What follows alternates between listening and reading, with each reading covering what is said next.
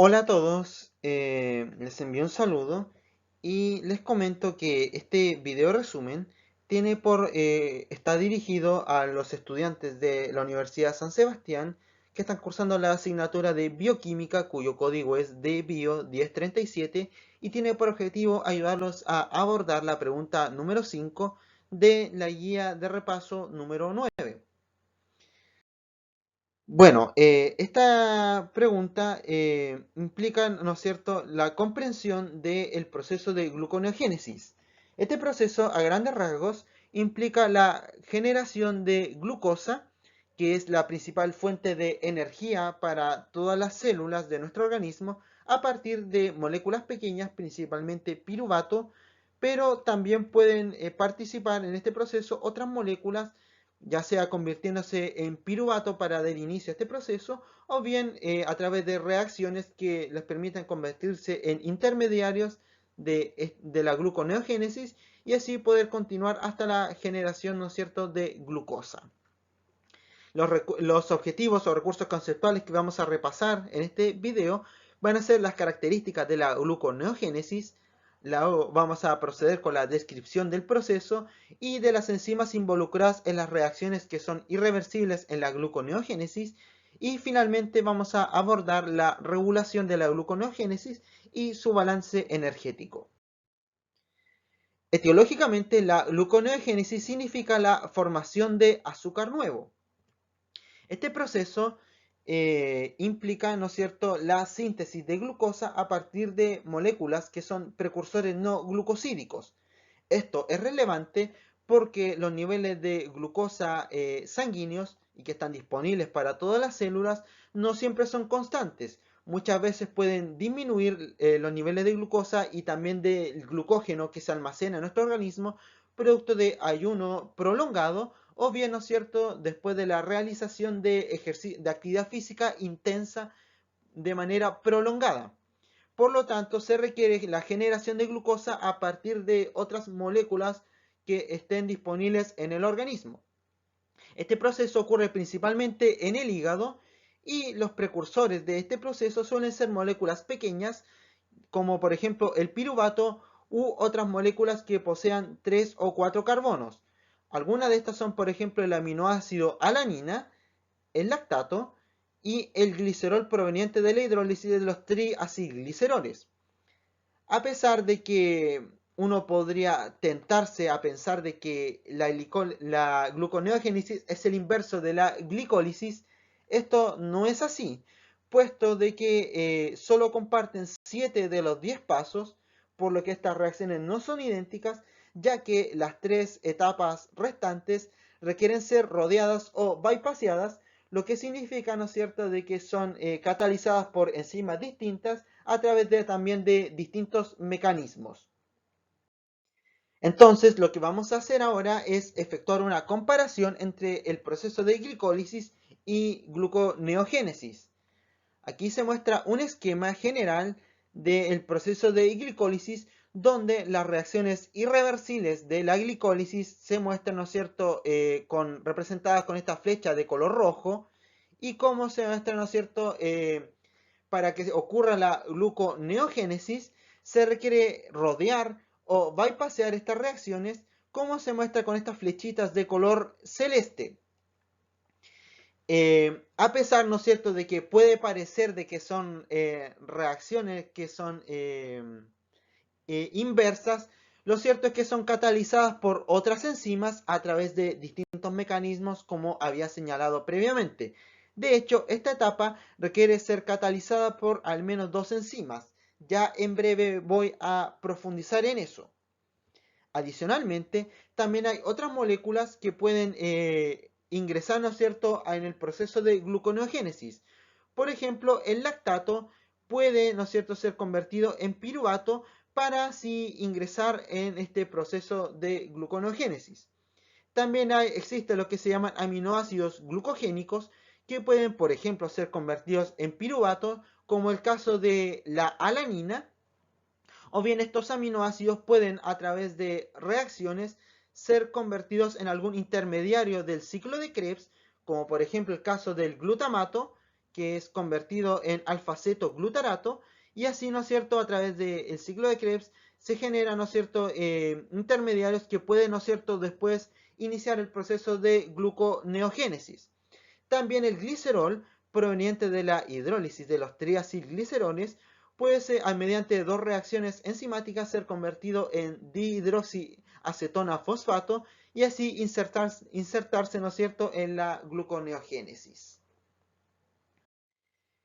Este proceso de gluconeogénesis, ¿no es cierto?, tiene tres pasos en que se diferencia, obviamente ocurriendo en el sentido inverso, de la glicólisis, ya que todas las otras reacciones, como se vio en la diapositiva anterior, son reversibles. Estas reacciones, desde el punto de vista de la glicólisis, corresponden al paso de glucosa a glucosa 6-fosfato, que para la gluconeogénesis sería de glucosa 6-fosfato a glucosa, representado por esta flechita en color celeste. Luego tenemos la reacción, ¿no es cierto?, de fructosa 1,6-bifosfato a fructosa 6-fosfato, todo esto desde la cascada de la gluconeogénesis. Y finalmente la conversión de piruvato a fosfoenolpiruvato, lo cual requiere, ¿no es cierto?, el paso intermedio que implica la generación de oxalacetato. Estas reacciones en la glicólisis son catalizadas por las enzimas hexoquinasa, fosfofructoquinasa y piruvatoquinasa. Sin embargo, para el caso de la gluconeogénesis se requieren enzimas distintas, y en el caso de la conversión de piruvato a fosfoenolpiruvato se requieren al menos dos enzimas. Ya voy a explicar una por una estas reacciones. Voy a comenzar por la primera, que es en este caso para la gluconeogénesis, la producción de glucosa a partir de la glucosa 6-fosfato. En la glicólisis, esta reacción es catalizada por la enzima hexoquinasa, la cual cataliza la transferencia de un grupo fosforilo desde el ATP a la glucosa, generando glucosa 6-fosfato y ADP. Implica el gasto de ATP. Sin embargo, para que ocurra en la gluconeogénesis, esta reacción es catalizada por otra enzima que se llama glucosa 6-fosfatasa. Y el mecanismo mediante el cual opera no es una transferencia de grupo fosforilo, sino que es más bien una hidrólisis a través de una molécula de agua, lo cual libera este fosfato inorgánico que no se va a la producción ATP, sino que queda como fosfato inorgánico, y adicionalmente se produce la glucosa producto de esta reacción catalizada enzimáticamente. Para el caso de este segundo paso o segunda reacción irreversible, en la glucólisis, la conversión de glucosa 6-fosfato a fructosa 1,6-bifosfato está catalizada por la enzima fosfofructoquinasa, o abreviada PFK, la cual nuevamente cataliza la transferencia de un grupo fosforilo, lo saca, ¿no es cierto?, lo transfiere desde el ATP a la fructosa 6-fosfato, produciendo la fructosa 1,6-bifosfato. Para la gluconeogénesis, la fructosa 1,6-bifosfato sufre una hidrólisis mediante una molécula de agua, liberando el fosfato inorgánico que nuevamente no se va al ATP, sino que queda como fosfato inorgánico, y se produce la fructosa 6-fosfato como producto de la reacción catalizada por la fructosa 1,6-bifosfatasa. Para el caso de la tercera reacción irreversible, tenemos que en la glicólisis, nuevamente mostrada en rojo, el fosfoenolpiruvato sufre la transformación a piruvato mediante la enzima piruvatoquinasa. Sin embargo, para la gluconeogénesis, esta reacción sufre un rodeo o un bypass que implica en primer lugar el paso intermedio de conversión a oxalacetato. Sin embargo, este proceso es un poquito más complejo porque implica, ¿no es cierto?, la conversión, también el paso de conversión a malato. El piruvato requiere, para convertirse en oxalacetato, requiere ingresar a la mitocondria, para que así este piruvato, mediante la enzima piruvato carboxilasa, sea convertido a oxalacetato dentro de la misma mitocondria. Sin embargo, la mitocondria no dispone de canales que permitan la salida o transportadores que permitan la salida del oxalacetato, por lo cual este requiere ser convertido a malato, el cual ahora sí puede salir de la mitocondria y nuevamente en el citosol de la célula, o en este caso del hepatocito, puede nuevamente ser convertido a oxalacetato, y ahora este oxalacetato, todo esto en el citosol, mediante la enzima fosfoenol piruvato carboxilasa, puede ser convertido en fosfoenol piruvato. Ahora bien, los reguladores, todas estas enzimas, ¿no es cierto?, tanto que participan en la glicólisis como en la gluconeogénesis, pueden sufrir regulación alostérica. El caso de tanto la exoquinasa como la glucosa 6-fosfato sufren regulación alostérica por la glucosa 6-fosfato.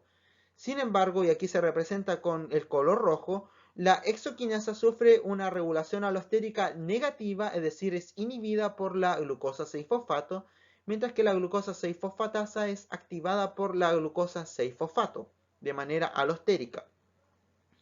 Para el caso de esta segunda reacción irreversible, tenemos, ¿no es cierto?, de que la fructosa 2,6-bifosfato ejerce una activación representada por este color rojo, ¿no es cierto?, activa a la enzima fosfofructoquinasa o PFK, mientras que inhibe la actividad de la fructosa 1,6-bifosfatasa representada por este signo menos en color celeste. Lo mismo ocurre para la MP, ejerce actividad regulación alostérica positiva sobre la fosfofructoquinasa o PFK, mientras que inhibe la actividad de la fructosa 1,6-bifosfatasa. Lo inverso ocurre para el citrato, tiene actividad inhibitoria representada por este signo menos en color rojo,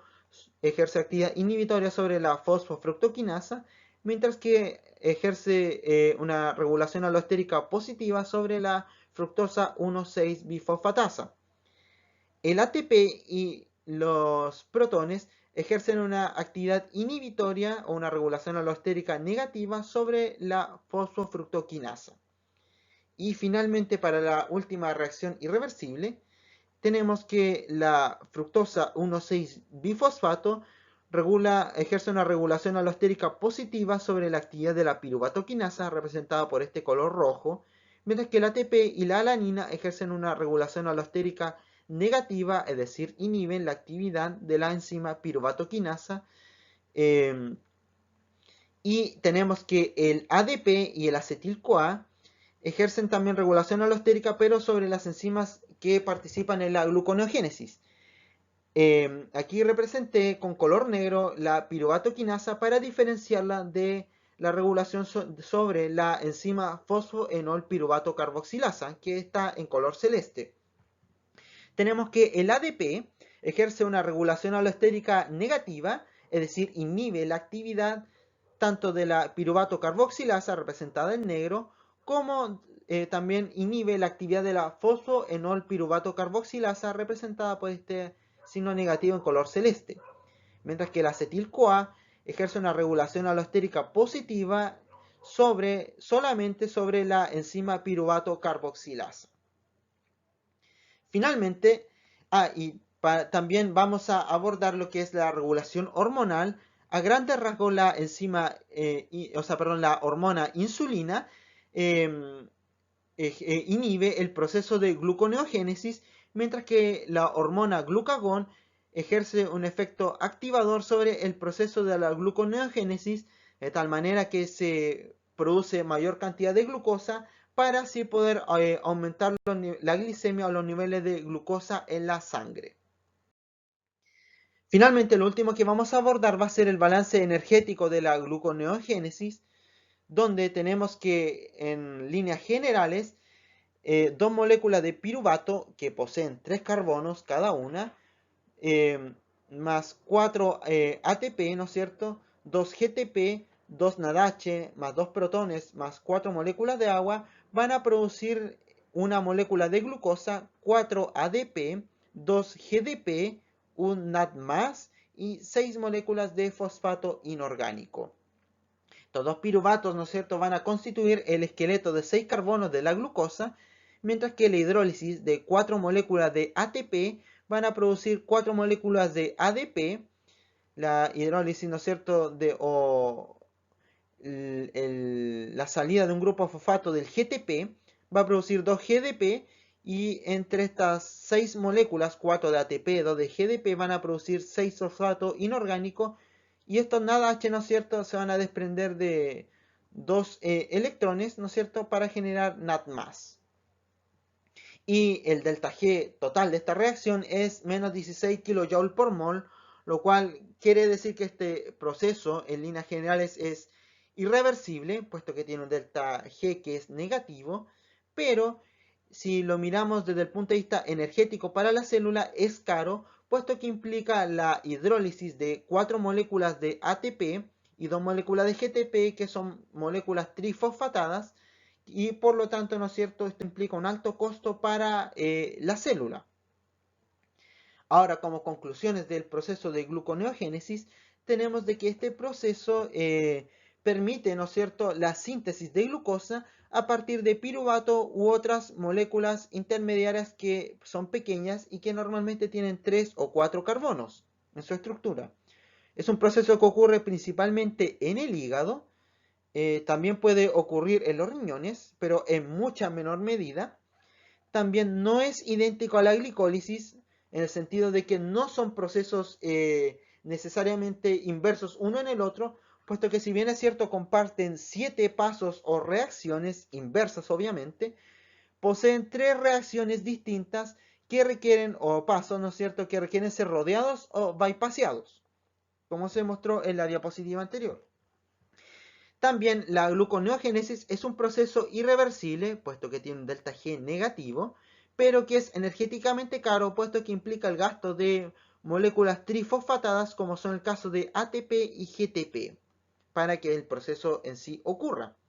Y también es un proceso regulado, ya sea alostéricamente sobre las enzimas que participan en la gluconeogénesis, específicamente las que participan en los 3 pasos irreversibles,